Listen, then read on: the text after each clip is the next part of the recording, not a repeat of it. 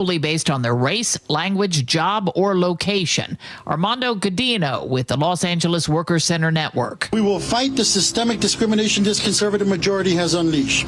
Alongside our members at the Worker Center Network, we form a network of support and resistance, ensuring workers know their rights and have the power to defend themselves. Legal analyst Laurie Levinson. This is a major issue that's likely to come up in other cities, maybe Chicago in the near future or Baltimore.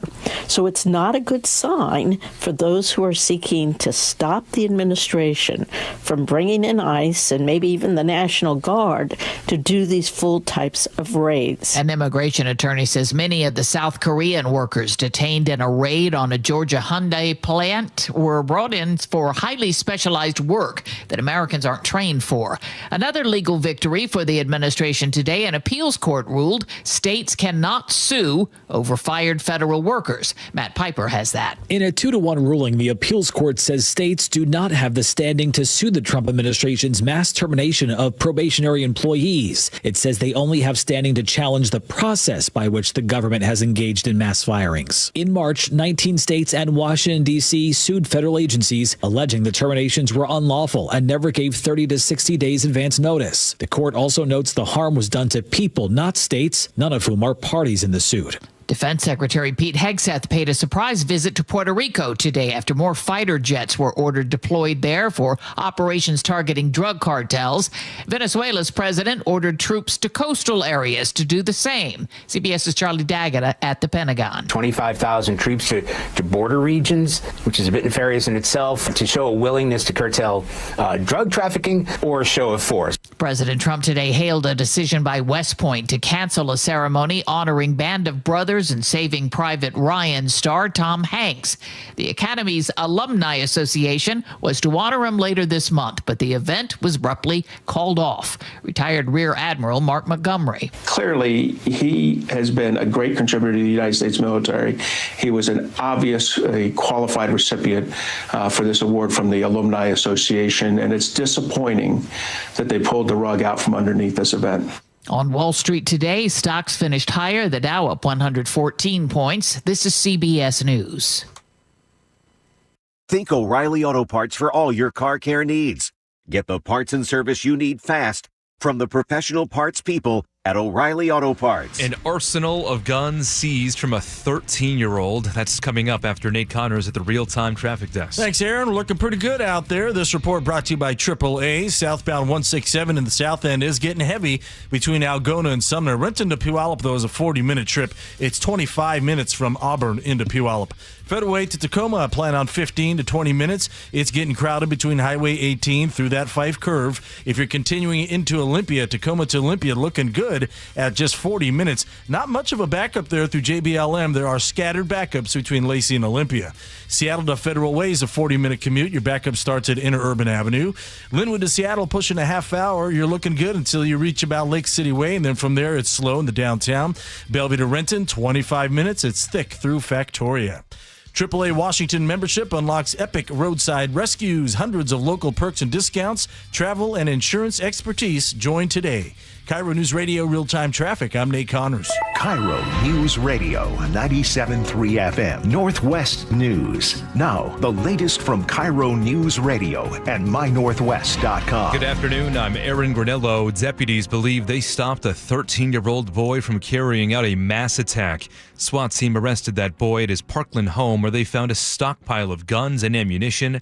More from KIRO News Radio's Corwin Hake. Police seized boxes and boxes of ammo and at least 40 guns. Many of them appear to be homemade using like a 3D printer. Pierce County Sheriff spokesperson Carly Capetto says material found in the home indicates the boy idolized shooters and had plans for an unspecified attack. Unknown if it was going to be a school shooting or just a mass shooting in general. Will his parents face charges? Capetto says prosecutors have yet to decide. Corwin Hake, week. KIRO News Radio. Edmonds police say a man used a metal coat rack to attack 2 employees inside a massage parlor. Commander Josh McClure says officers arrested that 48-year-old man yesterday. He made some clear indication that he had some intent to further harm these individuals, these victims. The women are recovering after they were found battered and unconscious outside Eva Spa Massage on Edmonds Way. The man was booked on 2 counts of attempted murder. New initiative would require a doctor's note confirming a student is biologically female to compete in girls' sports. This is being proposed by the group Let's Go Washington, as we hear from KIRO News Radio's Frank Lindsay. Organizer Brian Haywood tells the Jason Ranch Show on Seattle Red 770 AM the goal is to clarify eligibility rules. The hope is that this then enables schools to sort of protect their girls. A second initiative aims to repeal House Bill 1296, which added gender identity protections and modified the Parents' Bill of Rights. The Washington State Democratic Party told the Center Square last week that whatever Let's Go Washington announces will be a huge waste of time and money that voters will reject. Frank Lindsay, KIRO News Radio. Seahawks head coach says he is giving his players some tough love today. Tell them the truth, tell them with love, and tell them how we're going to go moving forward. Coach Mike McDonald on our sister station 710 Seattle Sports after the Hawks lost a tough one in their season opener to San Francisco. Next game is a reunion with receiver DK Metcalf and the Steelers in Pittsburgh. Weather update now brought to you by State Roofing. An exterior staying dry for the rest of the afternoon. A mix of clouds and sunshine today. Highs in the mid to upper 70s. Some morning showers are possible for tomorrow. Right now, 73 degrees in downtown Seattle. I'm Aaron Granillo, KIRO News Radio. Your best source for local news, serving Western Washington and the world with a KIRO News Radio app. Always streaming live on your smart speakers. You're listening to KIRO News Radio, Northwest News. 102, take 3. Oh, no. Action, please. Oh, no. The French champagne has always been celebrated for its excellence. Okay. There is a California champagne by Paul Masson. Okay. I think Orson's drunk. Inspired by that same French excellence. It's fermented in the bottle and like the best French champagne, it's vintage dated. Okay. So Cut. Paul Masson's... French diving in. There we go. Yeah, everybody.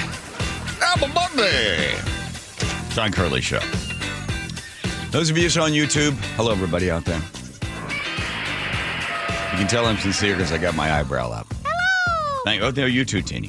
1-888-973-5476. Oh, Lord, welcome. Let's see. I think we consider this to be news. Right?